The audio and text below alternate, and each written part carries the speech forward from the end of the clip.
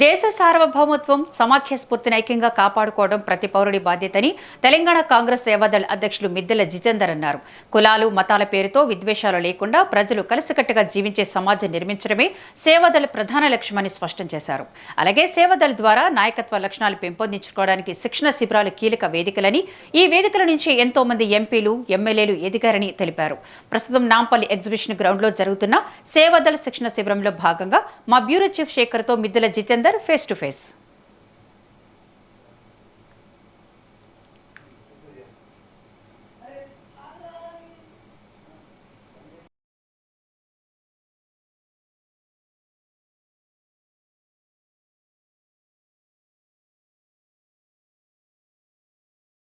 Ground లో సేవాదళ శిక్షణ సమర్థ శిక్షణ కార్యక్రమంలో అయితే కొనసాగుతున్న పరిస్థితి. రాష్ట్ర అధ్యక్షుడు మిద్దెల జితేందర్ ఆధ్వర్యంలో కొనసాగుతున్న పరిస్థితి. అయితే దీని ప్రధాన ఉద్దేశం ఏంటి అనేది సేవాదళ రాష్ట్ర అధ్యక్షుడు మిద్దెల జితేందర్ తో ఉన్నాము, తన మాటల్లో తెలుసుకునే ప్రయత్నం చేద్దాం. చెప్పండి జితేందర్ గారు, ఈ ప్రధాన ఉద్దేశం ఏంది? ఈ సమర్థ శిక్షణ ఏంది? సేవాదళ కార్యక్రమం మీ ఆధ్వర్యంలో జరుగుతున్నది, దీని ఉద్దేశం ఏంది? ముఖ్య ఉద్దేశం ముఖ్యంగా ప్రజలందరికీ తెలుసుకోవాల్సిన ఒక విషయం ముఖ్యంగా ఏంటంటే, ఈ భారతదేశ స్వతంత్రం అనేది రావడానికి ముఖ్య కారణము ఆల్ ఇండియా కాంగ్రెస్ సేవాదళ. ఆ రోజు స్వతంత్ర పోరాటంలో ప్రజలంతా ఇబ్బంది పడుతుంటే నెహ్రూ గారు, గాంధీ గారు, ఆడికర్ గారు దీనికి ఒక సంస్థ ఉండాలి, ఈ ఉద్యమానికి మన బ్రిటిష్ వారికి వ్యతిరేకంగా పనిచేయడం కోసము ఏదైనా ఒక సంస్థ ఉండాలని ఆలోచనతో హిందుస్థాన్ సేవాదళ అనేది 1923లో కాకినాడలో తీర్మానం చేసి దాని వెనుక చాలామంది ప్రముఖులు కూర్చొని నెహ్రూ గారి అధ్యక్షతన స్వతంత్ర పోరాటం కోసం స్టార్ట్ చేసినటువంటి సమస్యయే ఆల్ ఇండియా కాంగ్రెస్ సేవాదళ. ఆ రోజు బ్రిటిష్ వారికి వ్యతిరేకంగా అనేక మంది సేవాదళ కార్యకర్తలు మరి ఆర్మీ రూపకంగా, ఆర్గనైజేషన్ రూపకంగా ఈ భారతదేశ స్వతంత్ర పోరాటంలో పనిచేసినారు. ఆ రోజు గాంధీ గారి నాయకత్వంలో, మరి నెహ్రూ గారి నాయకత్వంలో మా అధ్యక్షుడు ఆ రోజు 1923లో మరి ఎన్నుకోబడినటువంటి నెహ్రూ గారి ఉద్దేశం ఏంటంటే, దీని ఉద్దేశం ఒకటే, భారతదేశం విముక్తి చేయడం కోసం ఒక సంస్థ ఉండాలి, టోపీ ధరించాలి, ఖద్దరు బట్టలు ధరించాలి, ప్యాంటు షర్ట్ అనేది ఉంచి దానికి బ్రిటిష్ వారికి వ్యతిరేకంగా, బ్రిటిష్ వారు చేస్తున్నటువంటి దౌర్జన్యాలకు వ్యతిరేకంగా ఆ రోజు పోరాటం చేసిన ఫలితమే ఇది. ఆ రోజు మరి గాంధీ గారు, నెహ్రూ గారు తలుచుకోకపోతే మరి ఆ రోజు 1885లో ఏవో హూమ్ అనే అతను కాంగ్రెస్ పార్టీని స్థాపించి ప్రపంచ దేశాలలో నడిపిండు. ఆ తర్వాత దాన్ని 1925 గాంధీ గారు మరి దాన్ని తీసుకొని తన అధ్యక్షతన 1925లో గాంధీ గారు అధ్యక్షులు అయ్యారు. ఈ రెండింటిని జోడించి ఒక వెన్నుముక్కలాగా, ఒక తండ్రిలాగా, మా తల్లిలాగా ఈ కాంగ్రెస్ పార్టీని నడపడం కోసం ఈ సేవాదళని అనుబంధంగా చేసి స్వతంత్ర పోరాటంలో 31లో దీని హిందుస్థాన్ సేవాదళని ఆల్ ఇండియా కాంగ్రెస్ సేవాదళగా రూపాంతరం చేసి స్వతంత్ర పోరాటం ఈ సేవాదళ స్ఫూర్తిగా తీసుకొని స్వతంత్ర పోరాటం చేయడం వల్ల మనకు దేశానికి స్వతంత్రం వచ్చింది. మా నాయకుడు, మా అధ్యక్షుడు అయినటువంటి ఆల్ ఇండియా కాంగ్రెస్ సేవాదళ అధ్యక్షుడు నెహ్రూ గారు ప్రధానమంత్రి అయినరు. ఆ తర్వాత ఇందిరాగాంధీ గారు, రాహుల్ గాంధీ గారు, రాజీవ్ గాంధీ గారు, మరి అదేవిధంగా సంజయ్ గాంధీ గారు వీళ్ళిద్దరిని రాజకీయంలో తీసుకురావడం కోసం ఆ రోజు సేవాదళ క్యాంపులో కూర్చోబెట్టి మరి ఈ సేవాదళ ఉద్దేశం ఏంటంటే, స్వతంత్ర పోరాటం ఎలా జరిగింది, ఎవరెవరు ఏ విధంగా పనిచేస్తుండ్రు, మరి నేతృత్వ నిర్మాణ్, సంఘటన నిర్మాణ్, రాష్ట్ర నిర్మాణ్, మరి అదేవిధంగా ప్రశాసన్, ఎలక్షన్ మేనేజ్మెంట్ అని ఒక 7 విభాగాలలో పనిచేస్తున్నటువంటి వ్యవస్థ. దేశ సార్వభౌమత్వాన్ని కాపాడడం కోసం, దేశం విచ్ఛిన్నంగా కాక ఉండడం కోసం ఈరోజు సేవాదళ అనే పాత్ర చాలా పెద్దది.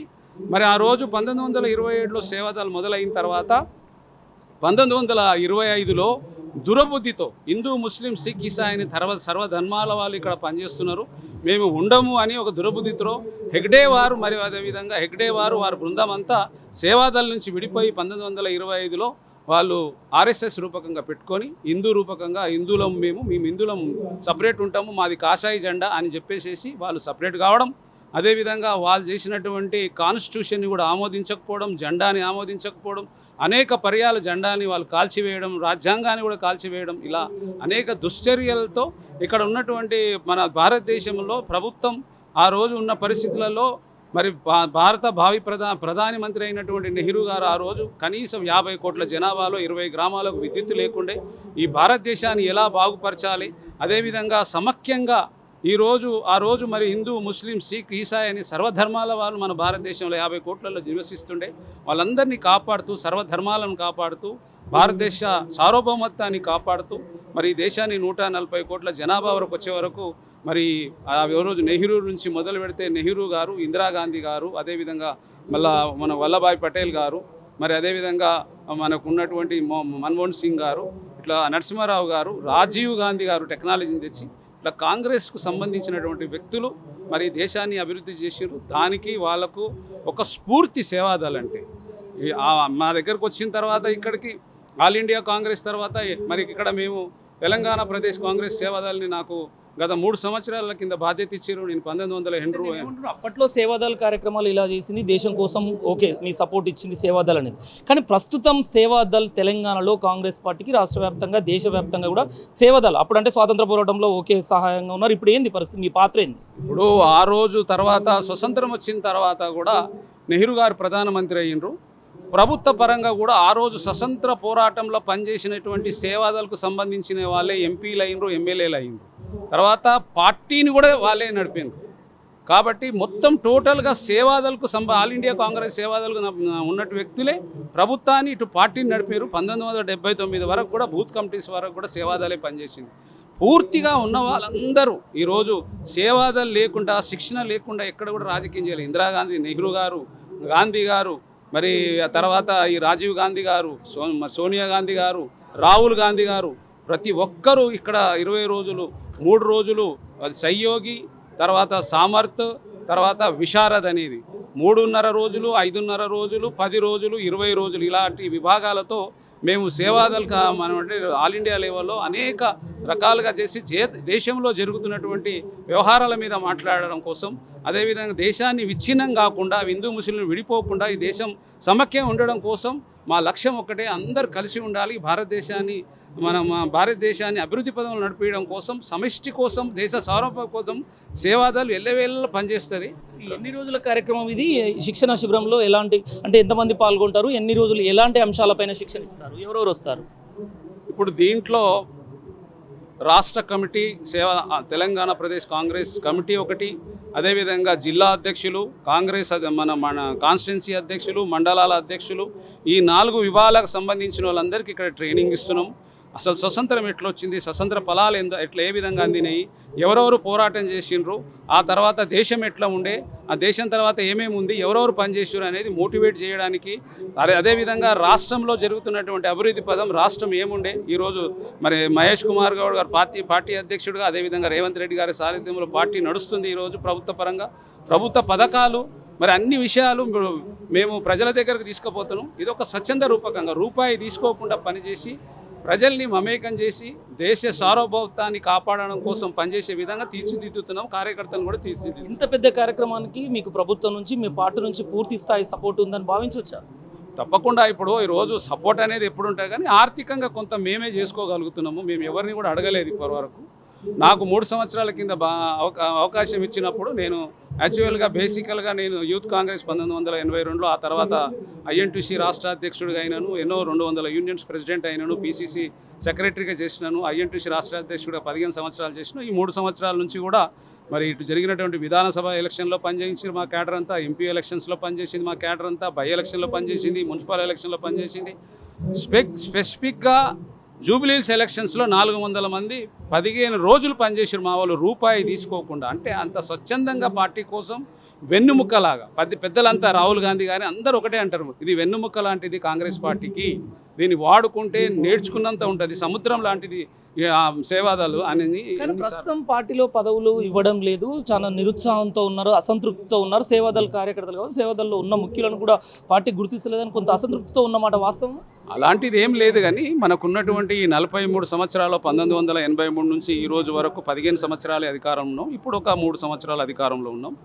ఇప్పుడు ప్రభుత్వం వచ్చినప్పుడు ముఖ్యమంత్రి గారు కూడా అనేక సమస్యలు ఉంటాయి, ఒక నామినేటెడ్ పదవులు కాదు కదా. ఇప్పుడు క్యాడర్ అనేది కొంత ఓపిక పట్టుకోవాల్సి వస్తుంది. ఇప్పుడు మేమున్నాం 43 సంవత్సరాల నుంచి పనిచేస్తున్నాం, అనేక విభాగాలుగా డబ్బు రూపకంగా బొడగొట్టుకున్నాం, అన్ని రంగాలలో బొడగొట్టుకున్నాం. అయినా కూడా ఏంటంటే నేను మా కార్యకర్తలకు ఒకటే చెప్తున్నాను, అక్కడ ఉన్న ప్రభుత్వం నడిపే వ్యక్తికి అనేక సమస్యలు ఉంటాయి, వాళ్ళు తప్పకుండా చేస్తారు. మనం అప్పటి వరకు ఓపిక పట్టుకోవాలి, ప్రజల దగ్గరికి వెళ్ళాలి. ఈరోజు ప్రభుత్వం అనేక సంక్షేమ 6 గ్యారంటీల మరి ఇంప్లిమెంట్ చేసే విధానం కానీ మిగతా ఎన్నో ఇప్పుడు సన్న బియ్యం ఇస్తున్నాము, దాదాపుగా 3,40,00,000 మందికి సన్న బియ్యం ఇస్తున్నాము, 200 రూపాయల 200 యూనిట్ల విద్యుత్ ఇస్తున్నాము, గ్యాస్ ఇస్తున్నాము.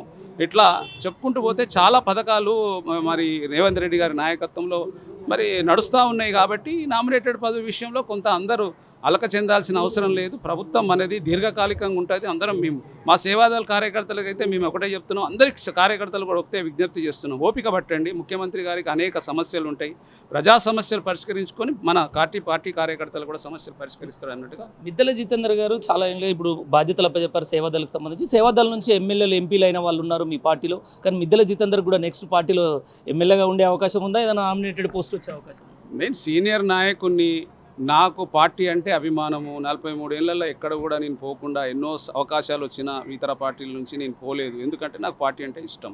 అటు కార్మిక సంఘాలు దాదాపుగా లిక్కర్, బిస్కెట్, కెమికల్ ఎన్నో సంస్థలకు నేను ప్రెసిడెంట్గా ఉన్నాను, మరి మీడియా కూడా ప్రెసిడెంట్గా ఉన్నాను. కాబట్టి నాకు పార్టీ అంటే అభిమానం. ఈ మధ్యన ఈ సేవాదళాలు కూడా చాలా గౌరవం పెరిగింది నాకు సేవాదళ పదవి రావడంతో. కాబట్టి నాకు పార్టీ అంటే అభిమానం. నాకు పదవుల గురించి ఎప్పుడు ఇది లేదు.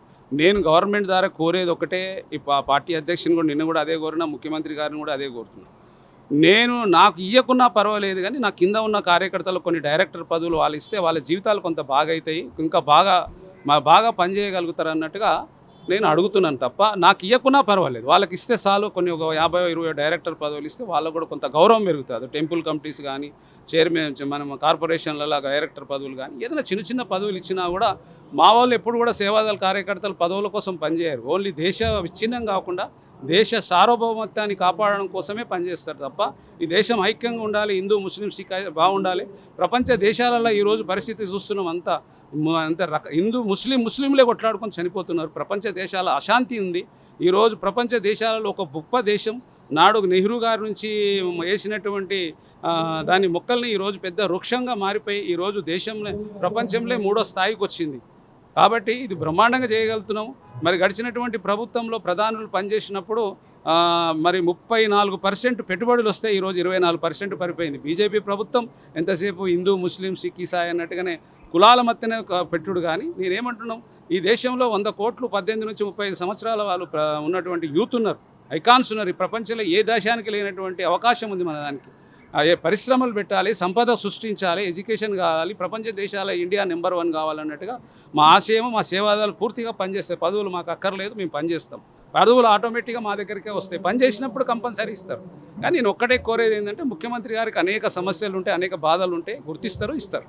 ఇది ప్రస్తుత పరిస్థితి. మొత్తానికి మిద్దెల జితేందర్ చెప్తున్నది, రాష్ట్రం దేశవ్యాప్తంగా సమాఖ్య అందరినీ కలుపుగొలుపుగా తీసుకెళ్లడమే సేవాదళ ముఖ్య ఉద్దేశం. ఎలాంటి మతాల ఘర్షణలు లేకుండా దేశ సమాఖ్యని కలపడానికే ఈ సేవాదళ పనిచేస్తుంది. పార్టీ కోసం నిరంతరం కాంగ్రెస్ పార్టీ దేశవ్యాప్తంగా దానికోసమే సేవాదళ ముఖ్య ఉద్దేశం. అందులో భాగంగానే ఈ శిక్షణ శిబిరం దేశంలో అని చెప్పేసి మిద్దెల జితేందర్ తెలపడం జరిగింది. Camera person జయకృష్ణతో Shekhar,